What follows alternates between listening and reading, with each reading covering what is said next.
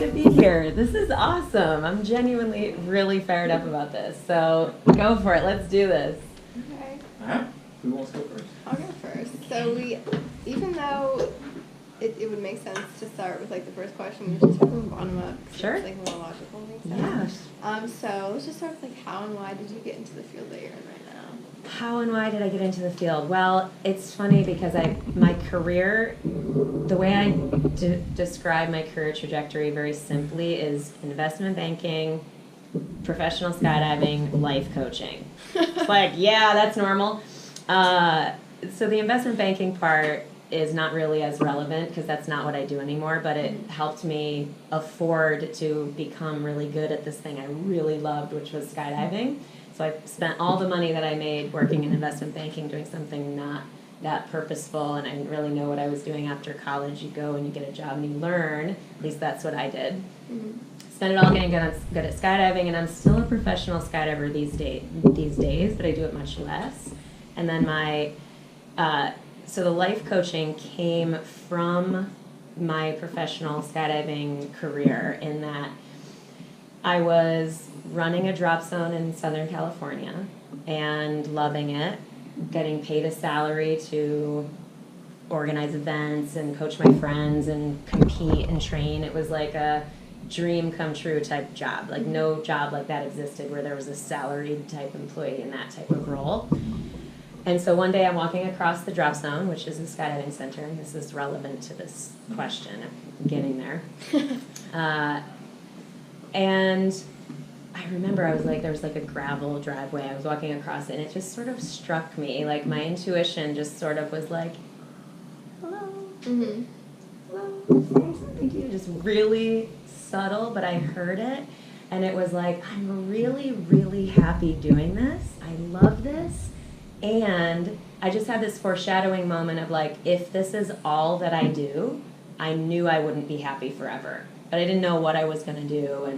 And so I'd be like, well, what do I like? What am I good at? And I just went on a personal sort of inquiry, which led me to life coaching, which led me to this idea of, what do I like? What am I good at? I love people. I'm infinitely fascinated by people. Like, even people I don't like, I like, if that makes sense. You know what I mean? Because I'm like, the human experience is so weird and cool and curious to me. So that led me to life coaching. I thought life coaching was a complete scam. When I found it on the internet, I was like, life coaching? What? Like, what is that? Completely rejected it at first. But again, once I sort of really touched base with myself and was like, well, either it's a total scam, this life coaching thing, or it's part of like my calling. So I was like, there's even a chance it's a part of like a calling, which is big and dramatic. Mm-hmm. I better figure out if it's real. So I just continued to do the research. It obviously became real, and I've been doing that for 10 years as of this year. Yeah. Question. Yeah. So I know what all of those words mean. I know what investment, banking, and professional, and skydiver, and life and coaching mean. Yep. Right. Can you like a sentence on what in the world is an investment banker? What in the world is a professional skydiver? Yeah. Thank you. I will need these questions. I'm used to speaking to, rooms of adults and people who are older than you guys, so feel free to ask me questions the whole time. Investment banking, I say it very simply like that. Basically, my job was a sales associate, and I worked for a private wealth manager, which is like a financial manager, and I was his assistant. That was my first job out of college. So I answered the phones, I took trades, I was watching the market, I was calling the desk. It was actually a pretty cool job, and I loved it, and I really liked it because there was a fast-paced piece to it, which really worked for my personality. And I was respected and valued by my boss, who was also very important and motivated me and I felt connected to the role, even though it wasn't like for me ultimately. So that's basically what it is: answering phone calls, taking trades, doing paperwork, stuff like that, to manage other people's money. Like professional skydiving, the way that I do that is, it's different than, say, have you guys ever heard of tandem skydiving, where you get strapped to the front of someone? Yeah. Right? Have you seen pictures of that or whatever? That is not what I do. That is what I think most people think about when they think of professional skydiving, because it is professional skydiving. Those people get paid to jump with other people who are brand new. I went the route of competitive success, so I, again, spent all those dollars I made working at a bank, and I spent them all getting coaching, training in the wind tunnel, and competing in meets and going to the nationals and doing all of those things while I learned to become a skydiving coach also. So I coached experienced skydivers how to fly their bodies, how to jump out of certain airplanes, how to navigate social situations, how to deal with team conflict, how to set goals in the team environment, communication, all of those things which absolutely now underpin how I am a life coach, which is effectively helping people with their emotional selves. Like, yeah, we can set external goals, but if our emotional selves inside, we don't have skills in that area, like overcoming fear and employing courage, whatever that means, that's what I help people do now. Okay. Make sense? Yeah. Cool. So Jack and Ezra are not usual members of the class. So, I love that you're here, guys. so you could just read, like if there's a question on the list that you want to Yeah, ask, we go ahead, should- or something that just comes up Okay. from the... So this way. Okay. I actually have one kind of question. I didn't see Yeah. this, but it's like professional skydiving. Like, how do you compete in it? Like, when I'm you gonna ask the same thing. Yeah, I was like, great you question. Totally great I question. don't. There are lots of different ways to compete. The way that I did initially was in a discipline called four-way formation skydiving, which is basically 4 people flying flat on their belly. So if I were to like lay on the ground on my belly and sort of arch, that's the body position I'd be flying in, with 3 other people, so a 4-way team and a videographer jumping out, filming us in free fall. So as soon as we exit, the time starts, and there's a certain series of formations that we're required to build in those 35 seconds. I love 4-way because there's no subjective element, because there is a creative, more subjective style of competing, and that never was. I didn't like that because I'm like, was like not really interested in someone else judging me in that way, which sounds funny, but it's a beautiful, awesome sport. I just never was really drawn to that style of competing. Does that make sense? Yeah. Yeah, it's kind of weird, but yes, it does. And I'm happy to share videos after and stuff and give you guys some things to check out. Yeah. Okay. That's cool. Yeah.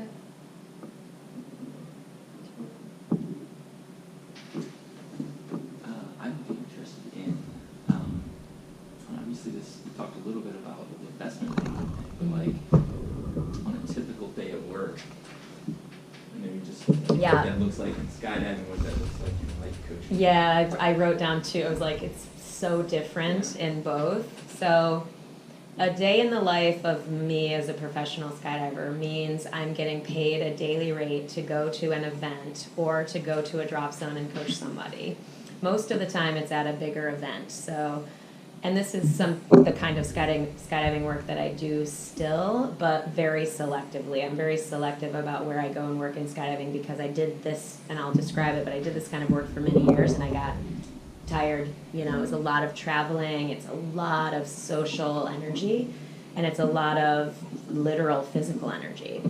But it's really amazing and fun, so I like that I now have some balance in my own life, which speaks to some life coaching and just bigger ideas for, you don't have to be a professional skydiver or a life coach or entrepreneur to want and need some balance from social energy, introversion, whatever it is that you need.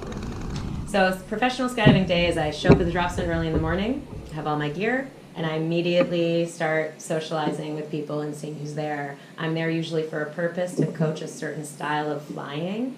And so then the people who are there who want to do that style of flying are like, hey, let's go make a jump. And we get on the manifest, which is like which plane to get on. We go and we gear up and we talk about what we're going to do. We do it in a fake airplane door called a mock-up, which is how are we going to exit, who's going to grab where and why and how should we do this exit such that it will be successful. So all of those details of how to fly and have success flying with your friends while facilitating fun and connection and safety as paramount for these people. So we go up, we do the jump, we land, we high five, we go pack our parachutes, and we get the next group together, and that happens all day long when I'm working as a skydiving coach. this is a company that owns the planes and is getting the clients and everything. Yeah, drop zones are so a drop zone is a skydiving center, and they host, it depends, every drop zone business is different, but most drop zones with a social fun jumper, like not like an experienced skydiver section of their business and community, they will host what's called a boogie, which is a big, basically party event where they bring in special organizers like myself, other people too, so that people who are learning to skydive and growing as an experienced skydiver can have new experiences, make new friends, learn how to exit aircraft, learn, oh, that's what happens when I arch too hard, or this is what happens when I stick my legs out, or this is what happened when I hold onto the grip instead of letting go, like that type of stuff. Lots of details. That's the skydiving day. The life coaching day is much different. Yeah. It's a lot of pajamas in my house, working on a computer, creating, writing. You know, it's a very creative pursuit because I'm out there on the internet with videos. I do a lot of video editing, a lot of writing, stuff like that. Yeah, so like on that, that sounds like the video and the writing is just putting out there sort of like marketing, recruiting. So when you're working with like somebody gets, maybe walk through the process, so somebody gets in touch with you for the first time, I think this might be a good thing for me. Yeah. Like what do you, yeah, how does that go? Great question. So the life coaching is my business, is my main core business now. It's how I make the majority of my income. And I love it so much because it's super rewarding to think that you have made a positive impact and helped support another person, which is a huge part of why it's valuable, it seems, for people, why it has been for me. I have a life coach myself. I have a life coach and a business coach. I believe in the work that I do, so I hire people to be on my team in a similar way. So the marketing, I don't tend to even think of it as marketing. I really believe in adding value. So my whole goal on being on the internet is to add value. I'm never gonna post something that is like, I need the likes. Obviously that always feels good, but it's more about how can I be of service to my audience, the people that follow me on the internet, which is where I'm present as a business person in the life coaching sense, and skydiving, obviously. But so I add value, so I'm always speaking from my core values: courage, connection, kindness, love, hilarity. Like there's loads of different values, so I've done work to decide what those are. So I lead and I live from those values, and that's what I share from.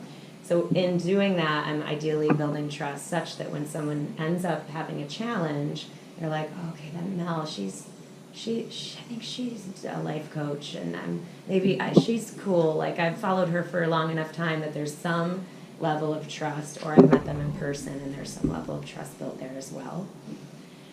So yeah, from there, basically what I have people do as an intro life coaching thing is we'll do what's called a sample session, where they fill out some, like an intake exercise of a questionnaire where I have people reflect on what's going on, what they're feeling right now, why they're thinking they want to do this, what they think they might get out of it. And then we get on the phone for an hour call. I say this all the time, that you can't solve world peace in an hour, right? Like, because it's like, oh my God, I only have 1 hour to talk to my life coach and I'm supposed to be fixed. That's like so daunting. So I always tell people, like, listen, we can't solve world peace in an hour, and it's not meant to. It's a starting point. And so part of my service as a life coach also is unlimited, like, email and text connection after that for a week, for the sample session week. So that if something else, like an insight comes up 3 hours from the call or 3 days from the call, they can write me and say, this is what I'm thinking. Or something happens that we didn't even talk about. They can be like, Mel, this happened, whatever, and just feel like there's a real teammate situation going on, which is exactly how I approach it. So from all my teamwork in skydiving and my growth in that area, I so much see the same thing in life coaching, that we're a team for your goals. If it's emotional healing, if it's an external goal, I want to write a book, if whatever. It can be anything, but we're a team for that, for you. You know, break down like who, when people call, like what are the things they are most focused on? Like is there some obvious pattern? Like is it personal stuff like divorce? Is it changing Right. careers? Like what? Like if you had to break it down, Yeah. what's the... Good question. All these are amazing questions. The biggest thing, because my main frame in life coaching is helping people overcome fear and employ courage. And I bunny ear that because it's like, well, what does that actually mean in reality? Mm-hmm. You know what I mean? So a lot of people come to me when they are unsure of their next steps. So I work with a lot of people who are not afraid to take action, except when they're unsure of the direction. If a person has a direction that they're like, yes, this is in alignment with what I want to create for myself in my life, this does feel good to me. You know, why does it feel good to you? We sort of do that type of internal inquiry, and then we design the goals from there. But most people come when they're like, either it's some kind of emotional challenge that has them stuck, that has them immobilized in terms of action. So that's what I help them look at without a lot of pressure. You know, like, let's look at it, let's talk. Maybe we'll find something, maybe we won't. You know, at the very minimum, you've done something by calling me. That screams and speaks volumes that you're willing to try something new and at least make an effort toward this kind of change. Do you ever have issues with, like, if you have an older client with them taking you seriously because you're younger? I thank you for saying that. That is amazing and wonderful. I've never actually felt that. Mm-hmm. I think that's a logical question. It's probably likely that people have thought that, but I don't think they maybe ever just told me, you know? Right. So this goes to sort of the mindset work of like, I could choose to focus on that and worry and be like, or I could be like, well, I'm and this is how I talk about the term life coaching, is that I rejected that term so much. I still don't like the term because I feel like it implies that the person calling themselves a life coach thinks they have everything figured out. Mm-hmm. I know life. I got life. Call me, man. When of course that's ridiculous. We are all human beings. We're all figuring it out. We've all got our own various fears, challenges, messes, goals, dreams, hopes, all of those like very buzzwordy things, but that's very real. And so I don't say I'm not an expert at life. Duh, nobody is. Mm-hmm. I'm an expert in the kind of conversation that helps people get new insight, new answers, and ideally some inspiration from what they find. So that's how I speak to someone who might be concerned about that. Okay. Yeah. Interesting. Well, I have 2 questions about skydiving. Sure. Yeah. So, first question I have is like, how did you get into it in the first place? Mm-hmm. And also that like initial fear of jumping out. Mm-hmm. Like, did you ever have it, and did it ever go away?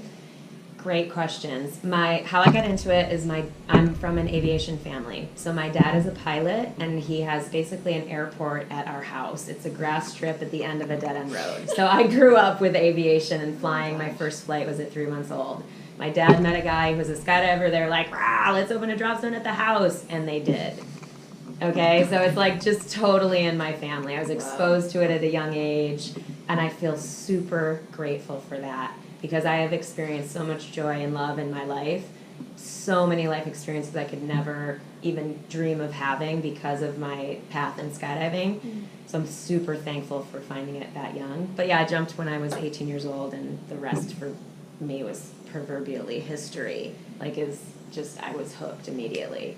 Like my brother did 40 jumps, and he was like, you could take it or leave it. Mm-hmm. Not the same for me.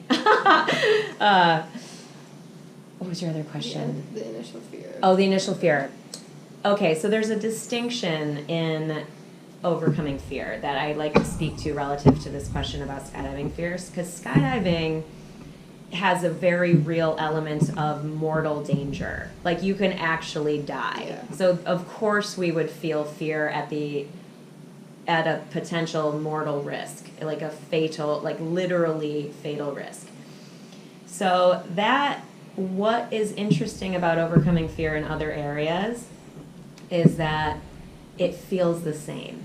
So if we're having social anxiety, for example, you know, like I moved to New Jersey a couple of years ago, and I love living here, and I'm a social person, but so for example, I'm learning to dance West Coast swing. I really enjoy it. but it's totally new, you know, and there's a whole new community of new people, and I'm the new person doing this new thing that I want to be good at, but I'm not yet. Yeah. You know what I mean? So I'm like, every time I think about going to an event, I feel a little bit of like just get up, go out the door, go. So there's no mortal danger on the dance floor, theoretically, right?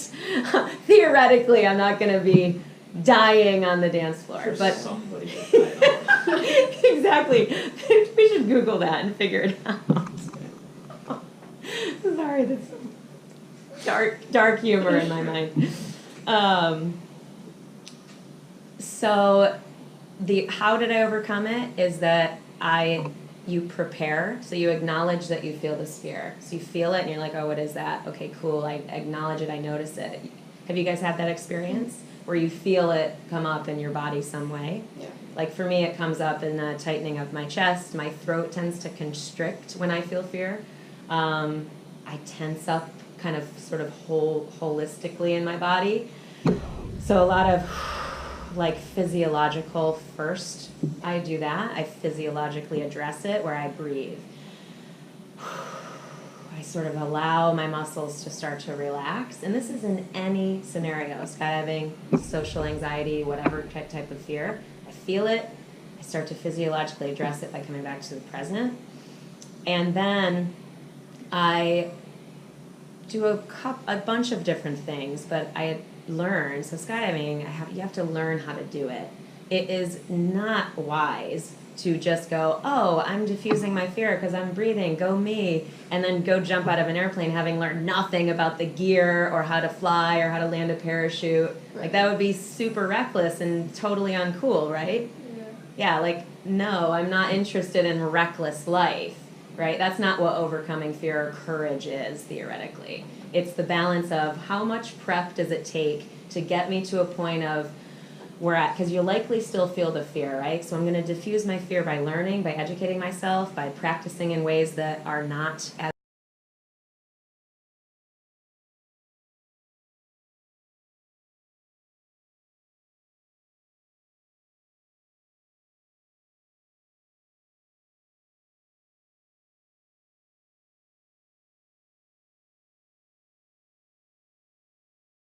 cool.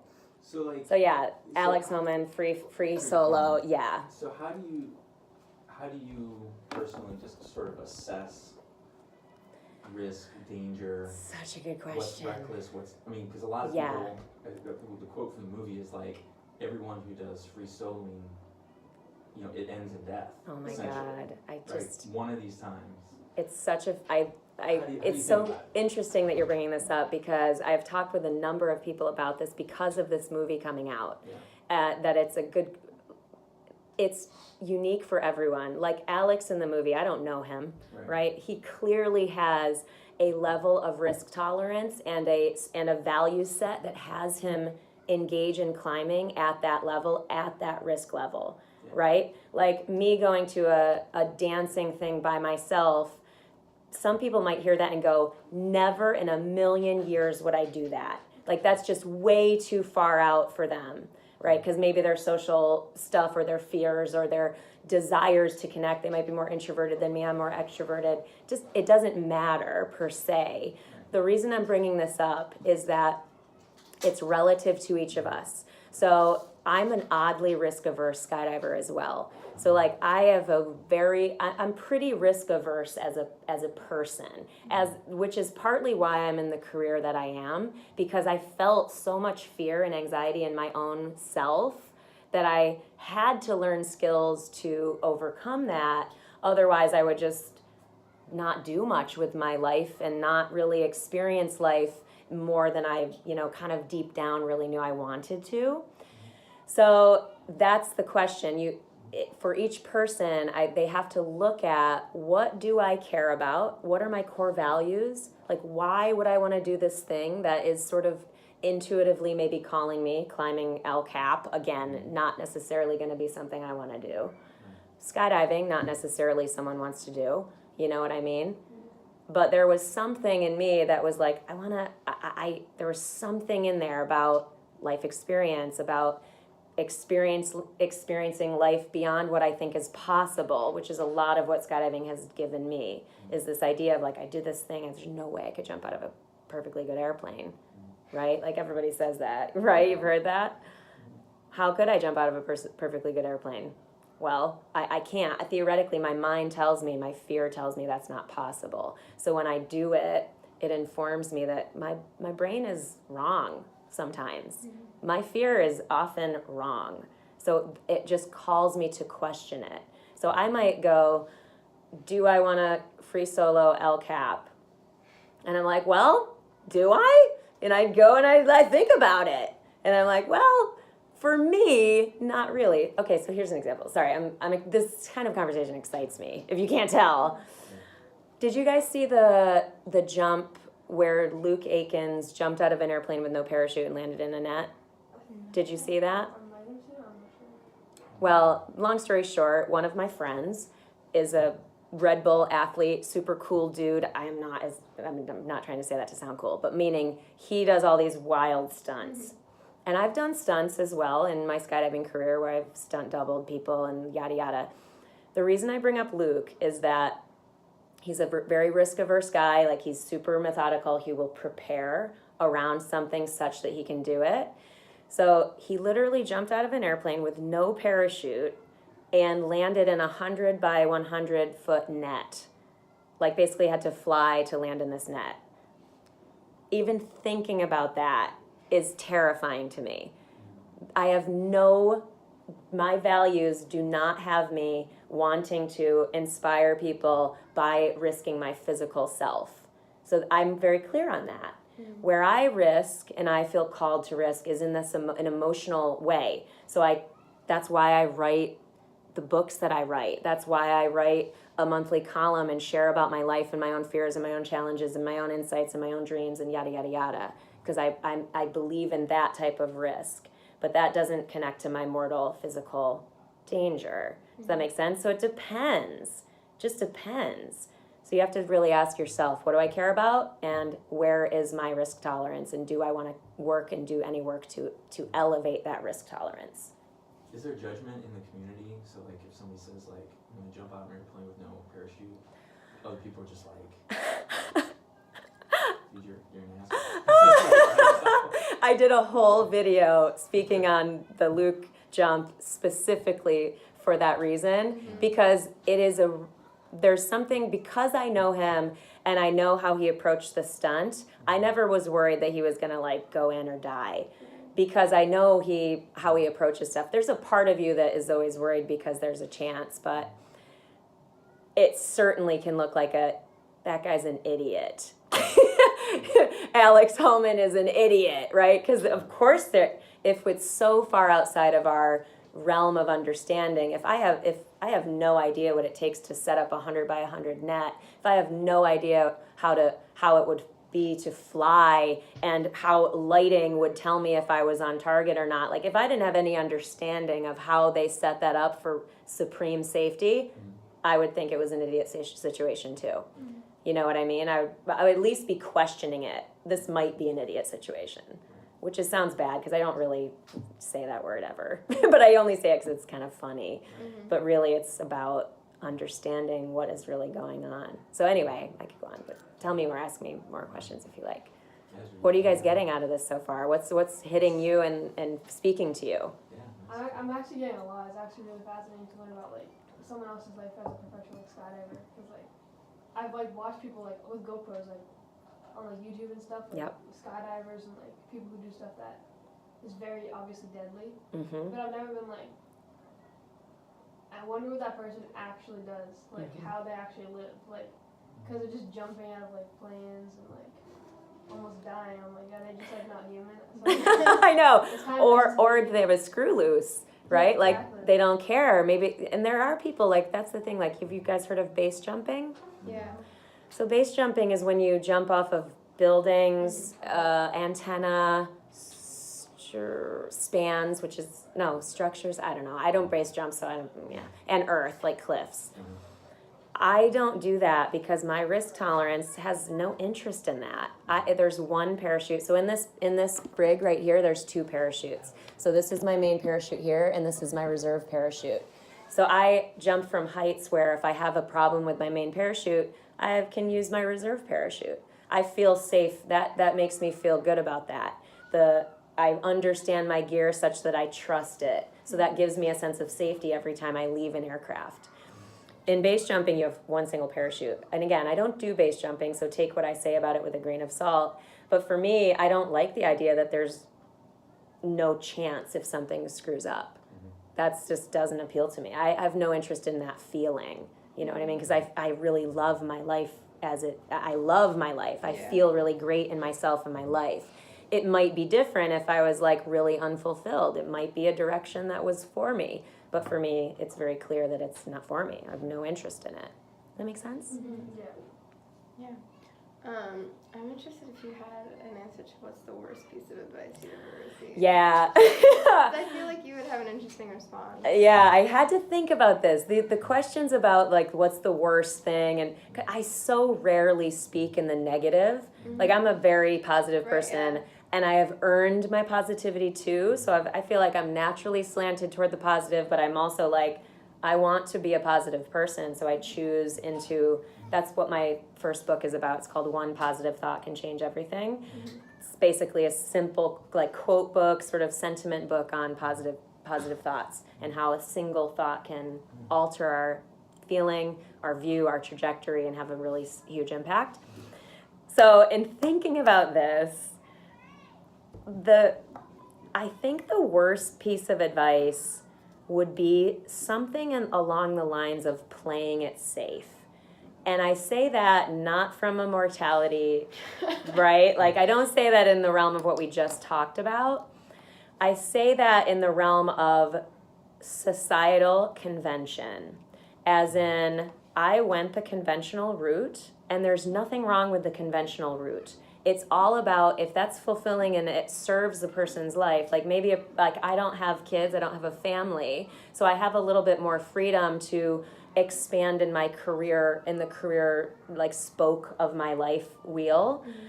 Whereas other people might be like, my family is really important to me, so having a job that has a very secure income and trustable, repeatable thing for me is values aligned. You know what I mean? So there's no judgment on anyone's choices.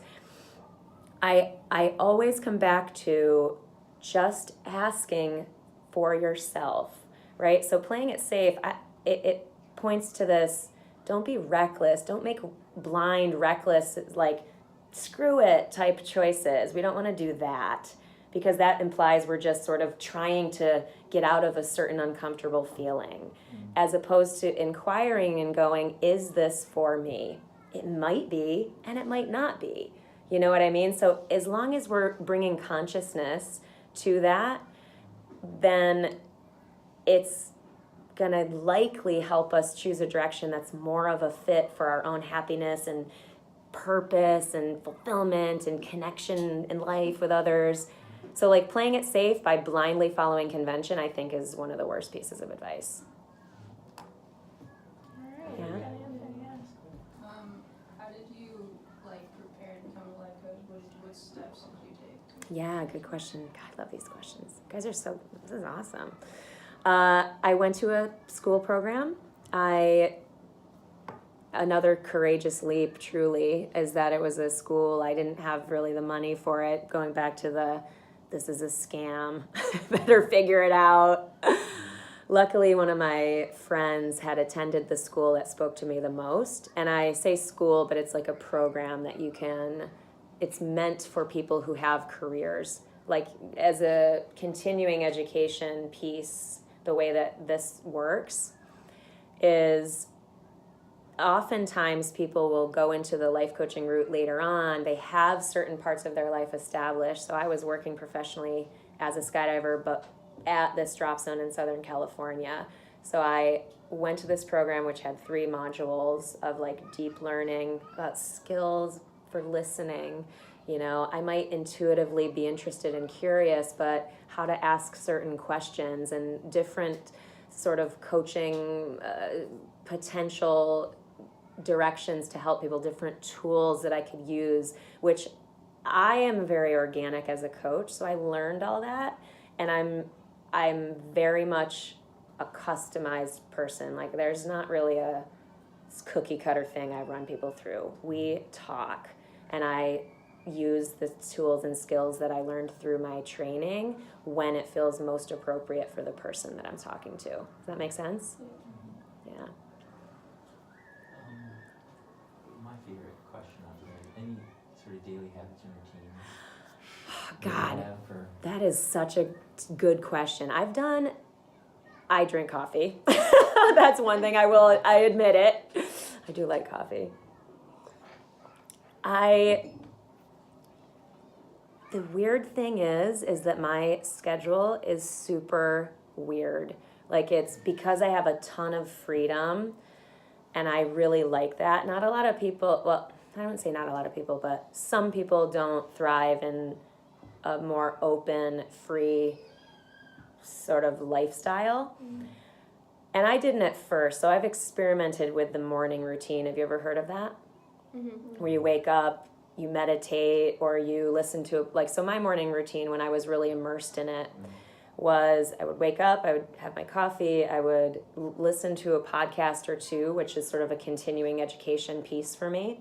So I would listen to an entrepreneurial podcast because I was a burgeoning business owner and wanting to learn how to grow my location independent business, because my I don't have a storefront, I don't have anything like that. I'm entirely online, and I don't really ever meet people in person unless it's something like this, or it's a speaking opportunity or a social event. But it's like, I don't like to have people pay me for client work that's recurring, because if it's my mom's birthday and I want to go have cake with her in upstate New York, I want to do that and do a client call from the basement.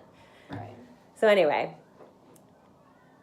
I really, other than coffee and just waking up with ease, I don't have a morning routine anymore, but it's only because I've experimented with having one. Because some people really, really love it. You know what I mean? So could I benefit from having more structure in my morning? Maybe, but if I reflect on how much I'm producing, you know, I'm bringing that consciousness to it and asking myself, would I benefit from bringing in a commitment to morning meditation or exercising in the morning?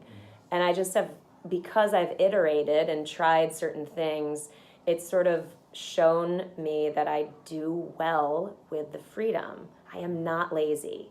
Like, I am not at risk of not working. Like, I'm really a hard worker. And so I know that about myself. Whereas other people might be like, this is a loophole to laziness, or this is a loophole to procrastination. It's 1 o'clock and I haven't done anything. I am not that person. So I know that about myself. That's why I don't think I need as much structure in my morning. Does that make sense? Yeah.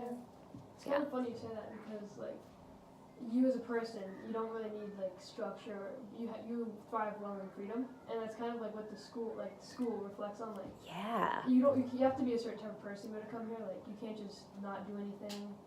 You have to, like, have, like, motivation and stuff. So Totally. that kind of reflects on that. Absolutely. I love that. Totally agree. Super cool. That's why I think when I heard and learned about this, Joel, I was so fascinated. I was like, that's amazing. I was like instantly, automatically like, wow, cool. When someone that's different than yourself in that particular sense comes to you, do you find more of the time it's easier to try and help them towards a mindset in which they do thrive in freedom, or is it helpful to just give them different ways that they can use the structure? Great question. Tony Robbins has a really great TED Talk, where he talks about the core, like the fundamental core human needs. So I can share that with you guys after as well.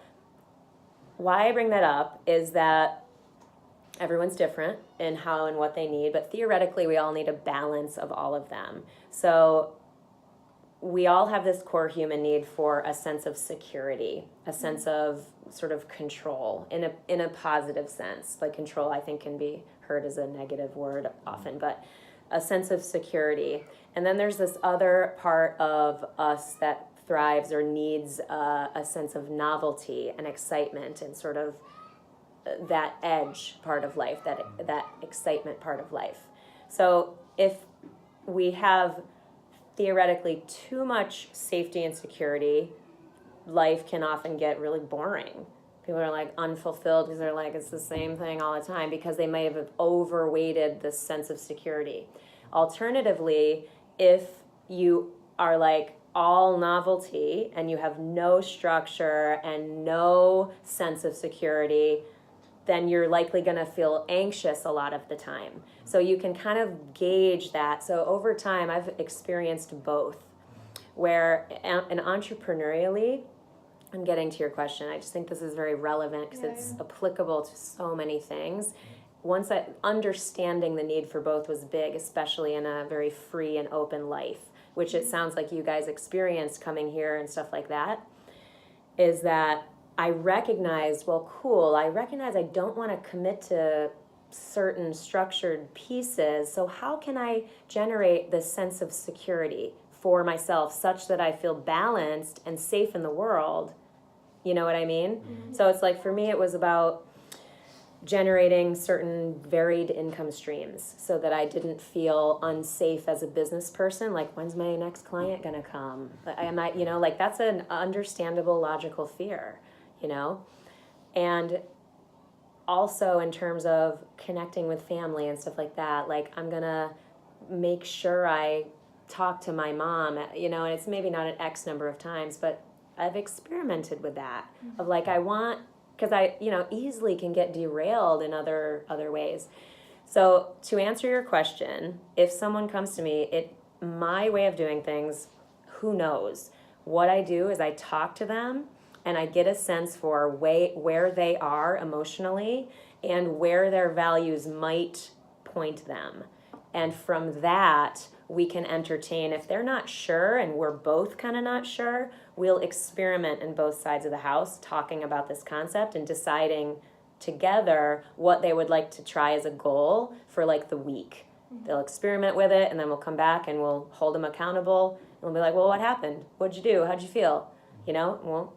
Well, I got a little bit, or I don't know. Let's keep trying it. So it's about that sort of longer term iteration as well, to give a person new information about themselves. Cool, and what works for them. Yeah. Is there any particularly influential stuff that you've seen, movies, documentaries, books? I had to definitely reflect on this. I was like, yes. So the book Eat, Pray, Love is by a woman named Elizabeth Gilbert. She's one of my main creative mentors in life, because she basically leads with an example of creative and courageous self-expression. She lives close to you. I know. I met her the other day. It was joyful. I was so excited. She lived across the street from one of our staff members at the Stop! Oh my God, I'm gonna tag her in this video. I'm so thankful for her, because I think a lot of times the reason I'm so called to her example of courageous self-expression is that it's scary to be really seen. We all have feelings, we all have fears and challenges, and I think when we're in that stuff, we can easily think we're alone, And so her writing, because it spoke to those emotional, painful times in her life, it's so connecting. It's so supportive, oh, cool. I'm not alone in this emotional challenge. And that's a mindset that I've definitely carried forward in my own life, is if I'm feeling it, I know someone else out there has felt it or is feeling it too. This real resonance and real trust that I know I'm not alone even when I think I am, So I try to do that with my own writing as well. So I write from a vulnerable place. I write speaking to that with the goal of delivering insight and helping people feel less alone and more supported in their challenging times. So that's one. Getting Things Done, which is a book by David Allen. Yeah. I mean, if we're unorganized, we've got high excitement, novelty, but stuff's dropping through the cracks all the time, and we're not reliable. And that does not serve us as professionals, and it doesn't help people trust us or feel like we're in integrity. So like, it's the kind of like seemingly uncool side of life, but like a trusted organizational system that you know you're not going to miss stuff and like miss appointments or forget to do something on deadline. That's really a critical piece of life. That was a key book in the foundation of PLC. It's a huge GTD all the way. And you might, I don't know if you've run into this, if you come across the checklist manifesto. Oh, I haven't. I'll look it up. You will like the checklist. I'm gonna write it down. Manifesto. Okay, love it. What else, guys? I'm gonna put Tony Robbins. What else was I gonna send you guys? Tony Robbins. It was Eat, Pray, Love. Yeah. Oh, no, I was gonna say there's another video. It doesn't matter. I'll remember it. I'll watch. Maybe Oh yeah, the TED Talk, Tony Robbins. I'll rewatch the video too and make sure I send you everything I mentioned. But yeah, what else? I don't even know. I'm not paying attention to the time. When you like first went into life coaching, how does that first piece of your how did that first piece of your business go? Like, how do you get one person, the first person coming to you, and they're like, oh, how do I know I can trust you? And you're like, I've never done this before, for real. Like, Yes. Oh, I love that. It's comedy to me. I'm a big, one of my main core beliefs in life is the truth, is that life is comedy. There's so much comedy in life. Like, I mean, we're people. Look at all of us. We're ridiculous. All humans are ridiculous in a really positive sense. I mean that. So I laugh a lot about that. Like the idea of someone calling you on the phone and you in this theoretical, because again, it's about perception of the role. Yeah. Hi. So we're just gonna peek in for a minute.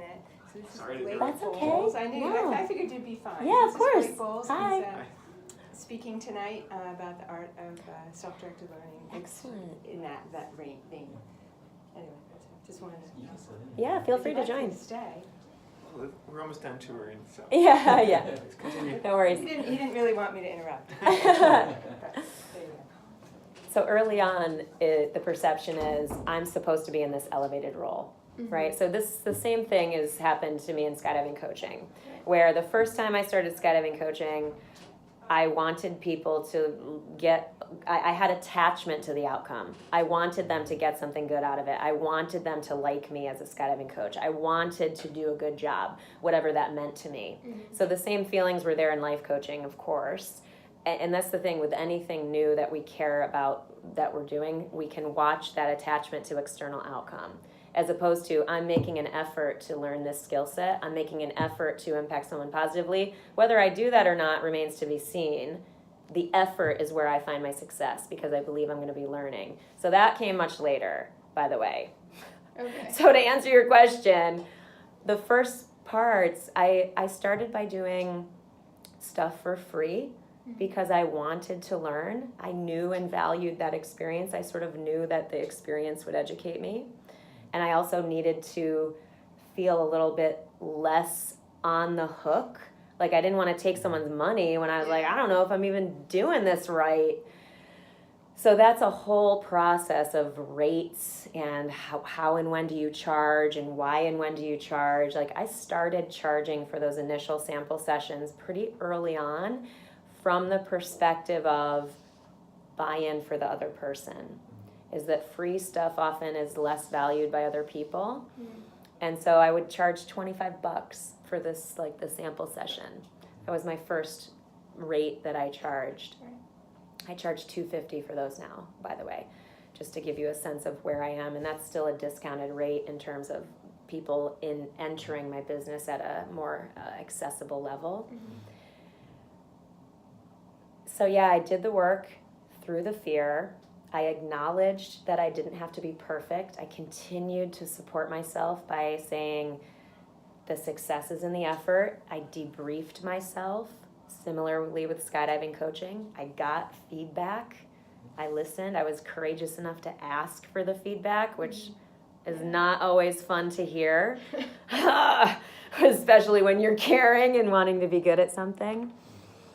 And so it's funny because I talk about this in terms of you want to be an expert or you want to be good at something. They say expert a lot in the field of business and whatever. But like, if I was luckily supported by my experience in skydiving coaching. Like when I first started skydiving coaching, I remember when my more skilled teammates would walk in the room and I was coaching, I would immediately feel nervous. Like, oh my God, they're going to think I'm not doing good. Or like I was just, I could have been killing it, owning the room, super relaxed, authentic, on point. And as soon as they walk in, I would be really nervous. So I noted that about myself, about that being witnessed and perfectionist nature of mine that was sort of limiting me in my ability to just trust myself and grow into a skill set. So those types of things were gratitude for the first person who ever hired me. You know, I still thank her. Like, you're the first person who ever paid me, $200 a month to like talk to you on the phone. Like that was a miracle to me back then. So, yeah, I don't know if I'm answering it fully. I'm sorry. That's great. Yeah. Well, imagine the money. There's money, but then there's also, it brings up all sorts of stuff, right? So like, especially as a freelance sort of person, like, how much do you value yourself? Like in terms of asking for the appropriate amount of money, based on what you perceive as your worth. It's such a process. It is a learning process for sure. Yeah. It's funny, I wrote this down because what is your biggest regret from your career? If you have any, what would you have done differently? Because I'm like, I never think about that. I'm like, what would it? Because I literally had to like sit and be like, dang, like regret. Because I really don't reside there. I come from, and this is legit, guys, I believe everything in life is for me. So I feel that even in like the worst, darkest times of my life when I was really sad, I just knew like not having the answer yet to get through that emotional challenge of my own, believing like I know it's for me. At some point this will become clear and the positive here will be obvious to me, and that's always been the case, always. So biggest regret, I mean, again, I wouldn't say it like that, but what I would have potentially done differently is I would have learned to negotiate. And that's the thing, because I'm so connected to being of service and loving people and connecting and my joy of skydiving coaching, I would have basically negotiated a higher salary when I recognized how much my value at that place when I was earning a salary. I earned a really low salary for a long time, and it's only because I never asked for more. That's what I would change. Yeah. Interesting. Were you you say a lot about writing? Did you always like writing, and how did you get better? I am called to expressing, and writing for me was a way to do that in a way where I could really be clear, because at first, like conversationally, I used to be really nervous in conflict. So conversational expression was harder for me back in the day. So writing was a way for me to be able to express myself and feel like, yes, this is actually what I want to say. And so it wasn't always easy for me. So I've written a column for a monthly column for a magazine in skydiving for 10 years, which is one of my proudest things in my career. Because it's not easy for me to necessarily generate it's much easier for me now, don't get me wrong. But yeah, it took work. I had to consistently go back to the perfectionist thing and be like, doesn't have to be perfect. Like the sentence flow and the word choice, I would go crazy. It would take me 3 days to write 600, 800 words, right? Whereas now I can pretty much rock that out in a few hours if I'm feeling sort of light and in the flow, and it might take me a day if I'm not. But anyway, yeah. We're about to get kicked out of the Guys, please reach out if you have any other questions, and I didn't even but thank you. Can we get a picture? Oh yeah. So maybe just right. Yeah. Please send it to me. Oh, I'm so grateful for you guys taking your time to be here.